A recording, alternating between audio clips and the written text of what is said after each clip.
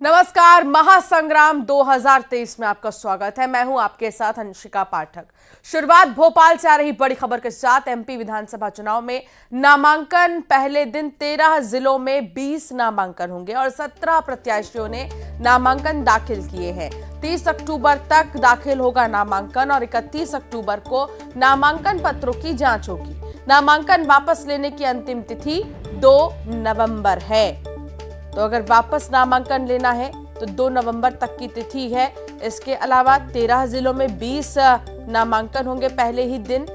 और अगर हम बात करें 17 प्रत्याशियों की, तो 17 प्रत्याशियों ने नामांकन दाखिल कर दिया है, क्योंकि अब कैंडिडेट्स के नामों का ऐलान लगभग हो गया है। बस मध्य प्रदेश की 2 सीटें गुना और विदिशा में बीजेपी ने ऐलान नहीं किया है उम्मीदवारों का। कांग्रेस ने 1 सीट आमला सीट पर प्रत्याशी का ऐलान नहीं किया है मध्य प्रदेश में। और लगभग आधे से ज्यादा नामों का ऐलान होने के साथ ही अब नॉमिनेशन की बारी है। पहले दिन 13 जिले में 20 लोगों के नामांकन होंगे। 30 अक्टूबर तक का ही समय है, क्योंकि और इस बीच आप देखिए कि तमाम त्योहार भी पड़ रहे हैं। इसको ध्यान में रखते हुए ज्यादा से ज्यादा उम्मीदवार अपना नॉमिनेशन करेंगे, नामांकन दाखिल करेंगे। वासु चौरे संवाददाता साथ जुड़ गए हैं। वासु, बात अगर करें कैंडिडेट्स की, तो नाम सामने आ चुके हैं। बीजेपी हो या कांग्रेस, लगभग आधे से ज्यादा सीटों पर नामों का ऐलान हो गया है और अब बारी नॉमिनेशन की। आज कौन कौन नॉमिनेशन के लिए जाएगा? बड़े चेहरे कब निकलेंगे नॉमिनेशन के लिए? बिल्कुल, देखिए मध्य प्रदेश में चुनावी तस्वीर साफ हो गई है और कांग्रेस बीजेपी की बात करें तो 230 विधानसभा सीट में से कांग्रेस ने सिर्फ अभी 1 सीट ऐसी बाकी है जो जिस पर अपना प्रत्याशी घोषित नहीं किया है। वहीं बीजेपी ने मात्र 2 सीटों पर अपने प्रत्याशी घोषित नहीं किए हैं। तो ये कहा जा सकता है कि 99% जो विधानसभा क्षेत्र है वहां पर तस्वीर जो है वो साफ हो गई है। और न सिर्फ बीजेपी कांग्रेस बल्कि बीएसपी, एसपी और आम आदमी पार्टी के अलावा जो निर्दलीय कैंडिडेट्स हैं वो भी चुनावी मैदान में बड़ी संख्या में उतरे हुए हैं और उन्होंने भी नामांकन की प्रक्रिया में जो कल से शुरू हुई है, यानी कि 21 अक्टूबर से नामांकन प्रक्रिया जो शुरू हुई है, तो अब तक 20 नॉमिनेशन जो है वो जमा हो चुके हैं और ये सिलसिला जो है वो इसी तरह से चलता रहेगा। आज नामांकन प्रक्रिया का दूसरा दिन है। देखने वाली बात होगी कि आज कितने नामांकन जो है वो दाखिल किए जाते हैं, दर्ज किए जाते हैं। जो नेता हैं, जो प्रत्याशी हैं, वो शुभ मुहूर्त को देखकर भी नॉमिनेशन करने के लिए निकलेंगे। और नॉमिनेशन करने के लिए जब कोई भी प्रत्याशी जाता है, खासतौर पर किसी बड़े दल का, बीजेपी या कांग्रेस का, तो बड़े दमखम के साथ भी हमने देखा है कि प्रत्याशी पहुंचते हैं, शक्ति प्रदर्शन करते हुए अपने क्षेत्र में नामांकन भरने पहुंचते हैं और इस दौरान जीत की हुंकार भरी जाती है। दावा किया जाता है कि इस चुनाव में हम विजयी हो रहे हैं और इसके जरिए एक बड़ा मैसेज देने की भी कहीं ना कहीं पॉलिटिकल पार्टीज की कोशिश होती है। और मध्य प्रदेश में बीजेपी इसे बड़े पैमाने पर बनाने की कोशिश कर रही है, क्योंकि जानकारी जो निकलकर सामने आ रही है, केंद्रीय मंत्री नितिन गडकरी, अमित शाह जैसे जो दिग्गज नेता है, राजनाथ सिंह जैसे जो दिग्गज नेता है, वो मध्य प्रदेश आएंगे और बड़े नेताओं की नामांकन रैली में शामिल होंगे और इस दौरान पार्टी के लिए प्रचार प्रसार करते हुए भी वो मध्य प्रदेश में नजर आएंगे। तो जो नामांकन की प्रक्रिया है वो शुरू हो गई है और अब लगातार देखिए नामांकन जो है वो चलता रहेगा। बीजेपी और कांग्रेस के जो अलग अलग प्रत्याशी हैं वो अपने हिसाब से, और कई मौकों पर यह देखा गया है कि शुभ मुहूर्त को देखकर नामांकन करने के लिए जाएंगे। और चुनाव आयोग ने इसके लिए पहले ही तमाम सारी तैयारियां जो है वो सुनिश्चित कर ली थी। जो अधिकारी हैं, कर्मचारी हैं, उनको ट्रेनिंग दे दी गई थी कि कैसे नामांकन दाखिल कराना है, फॉर्म्स जो दाखिल होंगे उन्हें किस तरीके से चेक करना है। तो अब ये पूरी प्रक्रिया जो है वो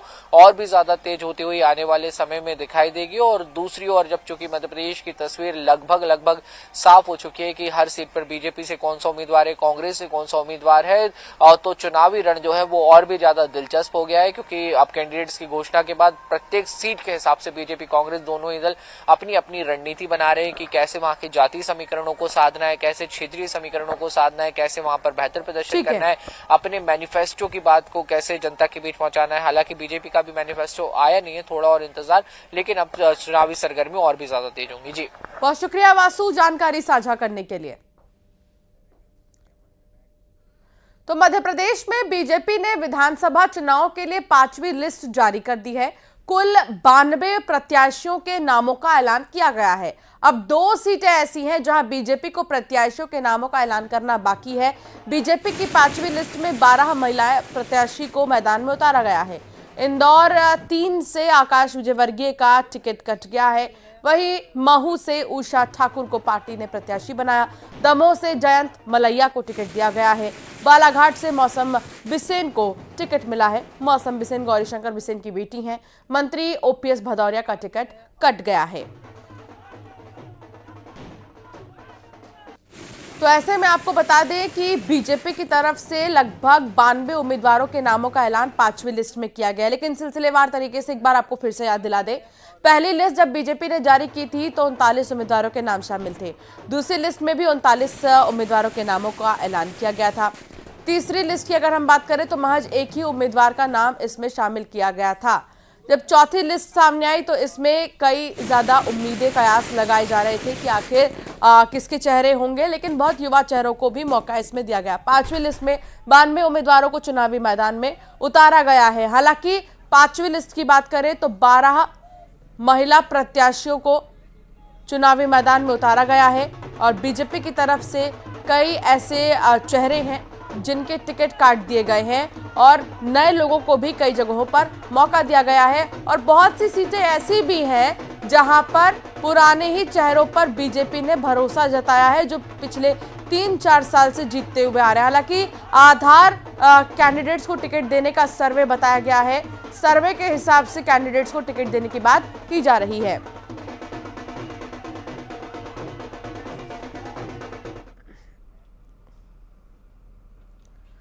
ग्वालियर पूर्व विधानसभा सीट से भारतीय जनता पार्टी ने माया सिंह को अपना प्रत्याशी बनाया है। इस मौके पर उन्होंने कहा कि जब जब पार्टी ने उन्हें जिम्मेदारी दी उन्होंने निभाई है और आगे उन्होंने कहा कि पार्टी जो भी जिम्मेदारी देगी वो मैं निभाऊंगी। क्षेत्र की जनता के साथ मिलकर जनता के सुख दुख का काम और सरकार की योजनाओं का लाभ दिलाने का काम करूंगी।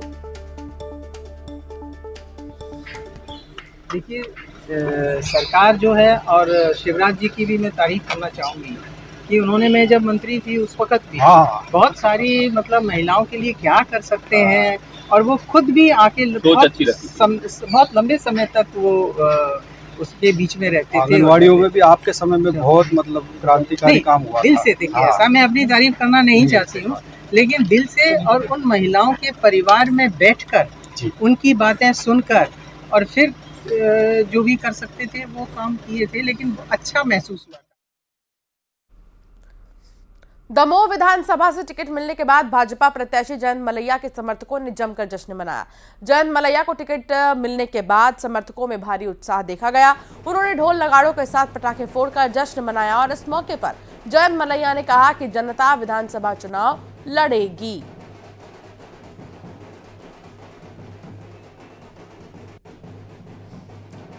तो आखिर देखिए किस तरीके से जश्न मनाया गया और यहाँ पर जयंत मलैया के जितने भी समर्थक थे वो काफी ज्यादा खुश नजर आए। उन्हें दमोह से टिकट दिया गया है। कोई रणनीति नहीं, चुनाव जनता को चुनाव लड़ना है, रणनीति जनता को बनाना है। नेता तो कहने की बात है कि रणनीति बनाते, कुछ नहीं होता इससे। चुनाव में विशेष मुद्दे क्या होंगे इस बार? कोई मुद्दे सामान्य हैं, वही रहते हैं। विकास के मुद्दे हैं, सामाजिक सरोकार के मुद्दे हैं। एमपी में बीजेपी उम्मीदवारों की 5वीं लिस्ट जारी होने के बाद जबलपुर के कार्यकर्ता नाराज हो गए। जबलपुर में बीजेपी कार्यालय में घुसकर नाराज कार्यकर्ताओं ने प्रदर्शन किया।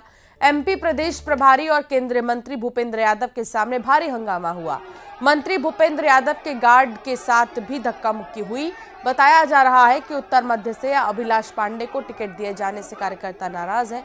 इस एमपी कांग्रेस के प्रदेश अध्यक्ष कमलनाथ के मीडिया एडवाइजर पीयूष बबेले ने तंज कसा है। ट्वीट के जरिए उन्होंने कहा कि जबलपुर में बीजेपी नेता भूपेंद्र यादव के सामने लगे हाय हाय के नारे कार्यकर्ता के कपड़े फटे। उन्होंने कहा कि बीजेपी की मट्टी कुट रही है।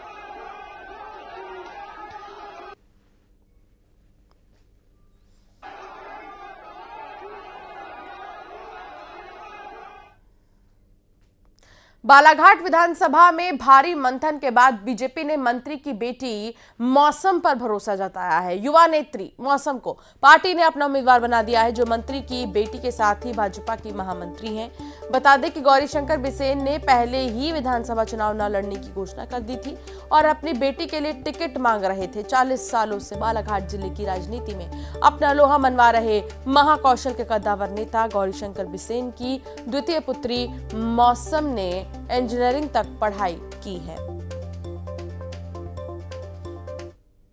संगठन का बहुत बहुत आभार व्यक्त करती हूं कि मुझ में विश्वास जताकर मुझे भारतीय जनता पार्टी ने एक कार्यकर्ता के रूप में स्वीकार किया और बालाघाट विधानसभा से अपना प्रत्याशी बनाया है। हमारा पूर्व से ही एक ही मुद्दा रहा है, विकास और जल कल्याण। उसी को आधार मानते हुए हम और अच्छा बालाघाट के लिए करना चाहेंगे। मेरे पिता ने वर्षों से इस क्षेत्र का प्रतिनिधित्व किया है। छत्तीसगढ़ विधानसभा चुनाव की बिसात बिछ गई है। कांग्रेस बीजेपी ने अपने ज्यादातर उम्मीदवारों के नामों का ऐलान भी कर दिया है। आज कांग्रेस के उम्मीदवारों का ऐलान हो सकता है, वहीं बीजेपी ने अब तक 86 उम्मीदवारों की घोषणा की है, तो कांग्रेस ने 83 सीटों पर प्रत्याशियों की घोषणा कर दी है। इस तरह से बीजेपी के 4 और कांग्रेस के 7 सीटों पर उम्मीदवार घोषित होने बाकी है। अंबिकापुर, बेलतरा, बेमेतरा और कसडोल में बीजेपी के चेहरे सामने आने का इंतजार है। वहीं कसडोल, सरायपाली, बैकुंठपुर, रायपुर उत्तर, महासमुंद, धमतरी, सिहावा सीट पर कांग्रेस उम्मीदवार का इंतजार है। तो छत्तीसगढ़ विधानसभा चुनाव में रंग बिरंगे रंग देखने को मिल रहे हैं। कुछ ऐसा ही रंग देखने को मिला रायपुर उत्तर विधानसभा क्षेत्र में, जहां नामांकन फॉर्म लेने पहुंचे कलेक्टर पहुंचे शंकर लाल को मायूस होना पड़ा। शंकर लाल रायपुर उत्तर विधानसभा सीट से नामांकन फॉर्म लेने पहुंचे थे। 10-10 रुपए के 1000 सिक्के लेकर जो नामांकन भरने के लिए जमा की जाने वाली राशि के रूप में देना चाहते थे, लेकिन प्रशासन ने 10,000 रुपए के सिर्फ सिक्के लेने से इनकार कर दिया। बस क्या था, शंकर लाल धरने पर बैठ गए। गौरतलब है कि शंकर लाल 20वीं बार चुनाव लड़ना चाह रही हैं। इससे पहले वो 5 बार सिर्फ विधानसभा का चुनाव लड़ चुके हैं। तो एक तरफ आपने रायपुर की तस्वीर देखी, लेकिन दूसरी तरफ बिलासपुर में 1 और 2 रुपए के सिक्के लेकर रिटर्निंग ऑफिसर ने एक निर्दलीय प्रत्याशी को फॉर्म दे दिया।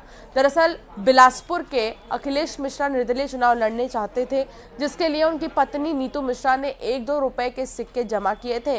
नीतू ने पति का नामांकन फॉर्म खरीदने के लिए 10,000 रुपए के सिक्के लेकर पहुंची और अपने पति के लिए नामांकन फॉर्म खरीदा, लेकिन इन सिक्कों को गिनने में रिटर्निंग ऑफिसर के पसीने छूट गए। पैसे गिनने के बाद रिटर्निंग ऑफिसर ने नॉमिनेशन फॉर्म जारी कर दिए।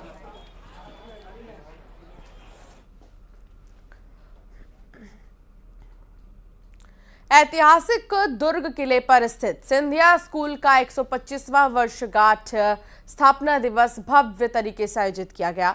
समारोह की शुरुआत डांस परफॉर्मेंस के साथ हुई, जिसमें शामिल डांस कलाकारों ने अद्भुत नृत्य प्रदर्शन किया।